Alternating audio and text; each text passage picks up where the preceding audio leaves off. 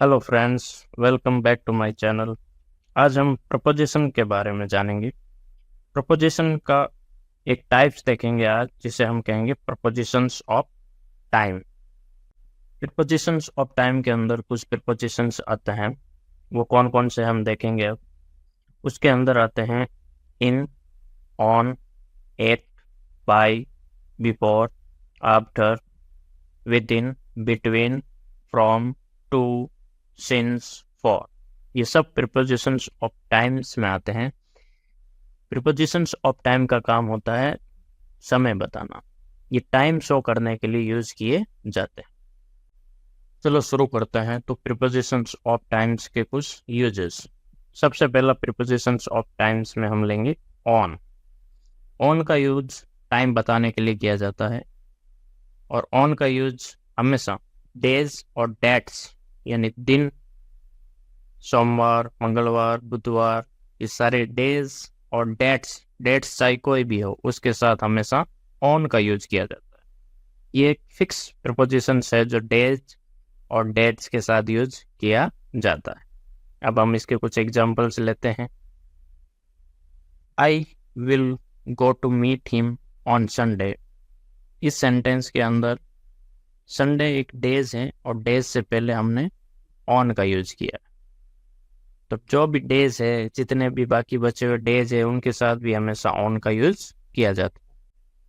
इस प्रकार इन का यूज मंथ्स और ईयर्स के पहले किया जाता है, जैसे इन जुलाई, इन अगस्त, इन फरवरी, इन 1947, इन 1948, एक्सेट्रा। इनका यूज भी टाइम बताने के लिए शो किया जाता है। सेंटेंस में देखें तो इंडिया गॉट फ्रीडम इन 1947 और I was born in July. Next use देखें ऑन और इन का, तो ऑन टाइम भी होता है और इन टाइम भी होता है। तो what is the difference between on time and in time? On time का मतलब होता है एट द करेक्ट टाइम। जो टाइम आपको दिया गया है, मान लीजिए आपको 10 बजे का टाइम दिया गया था और आप 10 बजे वहां पहुंच गए, तो ऑन टाइम का यूज होगा। और इन टाइम का होता है जितना आपको टाइम दिया गया है उस टाइम से पहले, बिफोर द गिवन टाइम। 10 बजे का टाइम दिया था और आप मान लीजिए 9:55 पर पहुंच गए हैं, तो इन टाइम का यूज होगा। और 10 बजे का टाइम देकर 10 बजे पहुंचते हैं, तो ऑन टाइम का यूज होता है। अब इसके कुछ एग्जांपल्स देखते हैं, जैसे the ambulance reach just in time, the meeting started on time, the bus arrived on time, we must pay our taxes in time. इन सभी सेंटेंस में जहां ऑन टाइम लिखा है, ऑन टाइम का मतलब एट द करेक्ट टाइम से है, और इन टाइम का मतलब है बिफोर द गिवन टाइम, यानी जो टाइम आपको दिया गया है उससे पहले पहले। इसी प्रकार प्रीपोजिशंस ऑफ टाइम्स में आगे देखेंगे हम बिफोर और आफ्टर का यूज। बिफोर का मतलब होता है पहले, और आफ्टर का मतलब बाद में। ये अपने अर्थ से ही पहचाने जा सकते हैं। बिफोर का यूज पहले के लिए किया जाता है, जैसे he will not come out before lunch time। वो लंच टाइम से पहले बाहर नहीं आएगा। एंड आफ्टर का यूज इसका उल्टा हो जाएगा, यानी बाद में। तो आप ये कह सकते हो कि he will come out after lunch time। Before and after भी टाइम को शो करने के लिए यूज किए जाते हैं। नेक्स्ट प्रीपोजिशंस देखेंगे ड्यूरिंग। इसका यूज भी समय को बताने के लिए किया जाता है। इसका अर्थ होता है के दौरान, जैसे during holidays, during vacations, during interview, during the meetings and during stay. यानी हॉलीडेज के दौरान या वैकेशन के दौरान। इंटरव्यू के दौरान का मतलब इंटरव्यू चल रहा था और उसी दौरान, उसी बीच में अगर कोई बात हुई है या कुछ घटना घटी है तो ड्यूरिंग इंटरव्यू। सेम, मीटिंग के दौरान, ये सब एग्जाम्पल्स ड्यूरिंग्स के। अब हम कुछ सेंटेंस में यूज करके ड्यूरिंग के एग्जाम्पल समझेंगे। जैसे he was mostly at home during holidays. Next, during my stay in Mumbai I met him several times। During के बाद प्रीपोजिशंस ऑफ टाइम में अब हम देखेंगे सिंस और फॉर का यूजेस। सिंस का यूज डेफिनेट टाइम बताने के लिए किया जाता है तथा फॉर का यूज इनडेफिनेट टाइम के बताने के लिए किया जाता है। यानी सिंस हमेशा निश्चित समय को प्रदर्शित करेगा और फॉर अनिश्चित समय को। निश्चित समय जैसे मॉर्निंग, इवनिंग, आफ्टरनून, ये सब निश्चित समय होता है। 4 o'clock, 5 o'clock, ये भी निश्चित समय के अंतर्गत आते हैं। लेकिन अनिश्चित समय का मतलब होता है कुछ घंटों से, कुछ महीनों से, जैसे 4 घंटे से, 5 घंटे से। अब 24 आवर्स में से वो कौन से 4 आवर्स या 5 आवर्स से हमें मालूम नहीं होता, इसीलिए वह फॉर का यूज होगा। चलिए सेंटेंस में यूज करके इनको समझने की और कोशिश करते हैं। जैसे Rakesh is running since morning. Rakesh सुबह से दौड़ रहा। अब इसमें जो मॉर्निंग्स है वो डेफिनेट टाइम को प्रदर्शित करता है। हम सबको पता है कि मॉर्निंग कब होती है, मॉर्निंग्स टाइम्स के बारे में सब जानते हैं, तो इसके लिए सिंस का यूज किया जाता है कि राकेश सुबह से दौड़ रहा। अब इसका मतलब ये हुआ कि जो डेफिनेट टाइम है उसके लिए हमने सिंस का यूज किया, तो इनडेफिनेट टाइम के लिए फॉर का यूज होता है। जैसे Suresh is running for 2 hours।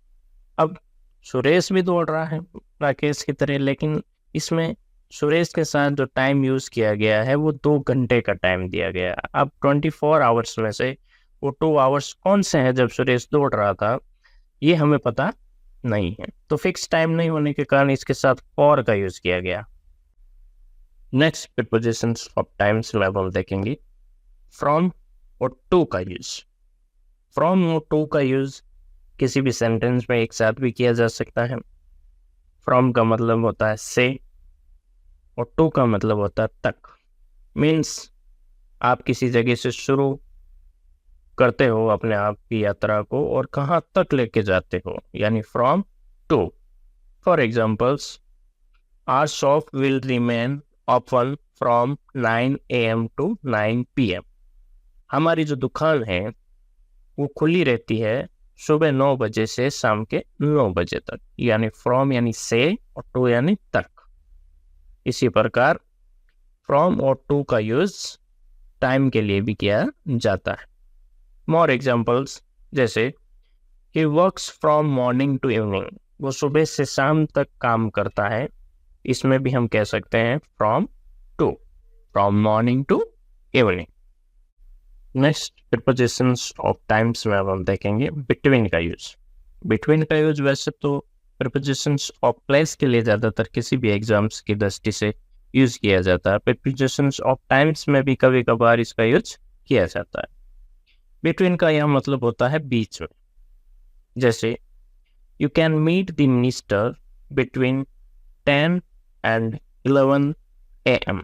यानी आप मिनिस्टर से मिल तो सकते हो, लेकिन मिलने का टाइम है वो 10 और 11 बजे के बीच में ही है। या बीच में के लिए किसका यूज किया गया है, बिटवीन का। इस प्रकार हमने लगभग सभी प्रीपोजिशंस ऑफ टाइम्स को एक एक करके समझा है, लेकिन कभी कभी कुछ कंफ्यूजन्स की कंडीशंस भी हमारे सामने आ जाती। जैसे ऑन क्रिसमस होगा या एट क्रिसमस होगा, यानी फेस्टिवल्स के पहले ऑन का यूज कब होगा और एट का यूज कब होगा, दोनों का यूज किया जाता है। ज़्यादातर आपके दिमाग में यही रहेगा कि फेस्टिवल से पहले ऑन का यूज होता है, लेकिन थोड़ा सा डिफरेंस है दोनों में। चलिए एग्जाम्पल्स के द्वारा समझने की कोशिश करते हैं।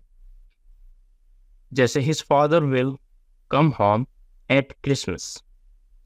उसके पिताजी है वो क्रिसमस पर घर पर आएंगे। अब क्रिसमस है या एट होली है या एट दिवाली है, जो भी फेस्टिवल्स है वो फेस्टिवल्स एक दिन से ज़्यादा चलता है, यानी एक दिन से ज़्यादा ड्यूरेशंस का होता है, इसीलिए हम एट का यूज़ करेंगे। यानी पता नहीं है कि पिताजी कौन से दिन आएंगे, फिक्स डे पता नहीं है, क्रिसमस बोला है या होली बोला है। इसी प्रकार नेक्स्ट एग्जांपल्स में आप देख पा रहे हो, banks will remain close on Christmas day.